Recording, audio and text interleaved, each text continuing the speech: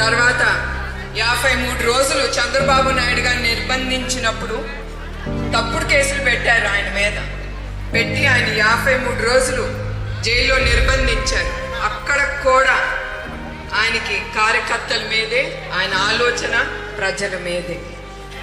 అప్పుడు 206 మంది కార్యకర్తలు పోయినప్పుడు ఆయన నన్ను పిలిచి, నువ్వు ప్రతి ఒక్క కుటుంబానికి వెళ్ళాలి, వాళ్ళకి తెలుగుదేశం పార్టీనే కాదు మన కుటుంబం ఎప్పుడు వాళ్ళకి రక్షణగా ఉంటుందని భరోసా ఇవ్వమని చెప్పారు.